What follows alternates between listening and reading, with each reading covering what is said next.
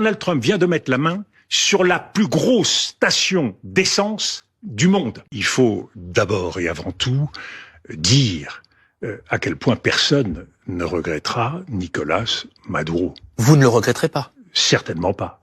Nicolás Maduro est à la tête d'un régime qu'il a mis en faillite. Un pays richissime, un pays pétrolier, un pays qu'il a mis en ruine, un pays qui connaît depuis des années une catastrophe humanitaire absolument sans précédent pour cette région. Donc vous saluez son départ ou vous condamnez cette opération? Laissez-moi terminer. Avec 8 millions d'exilés qui sont en Amérique latine et en Europe et aux États-Unis. Et bien sûr, une complicité avec un certain nombre de trafics et donc complicité mafieuse. Est-ce que cela justifie une opération comme celle-ci? Clairement, non. La souveraineté d'un État ne peut pas être mise en cause unilatéralement. Il y a un processus pour ça.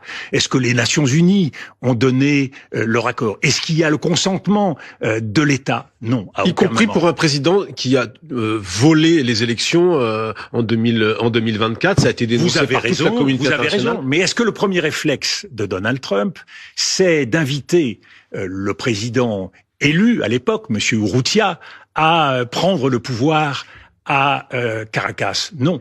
Et est-ce que le narcotrafic est véritablement la vraie raison? Ne l'oublions pas.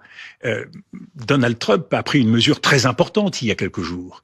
Il a gracié l'ancien président du Honduras, accusé pour plusieurs dizaines d'années de prison de narcotrafic.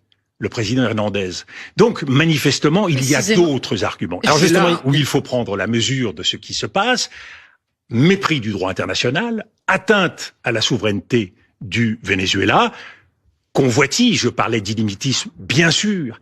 Nous sommes dans un monde de rareté, et la quête par les nouveaux empires de ressources, de territoires, constitue un objectif majeur. Le Venezuela, c'est la première réserve de pétrole. Amandine, Donald Trump vient de mettre la main sur la plus grosse station d'essence du monde.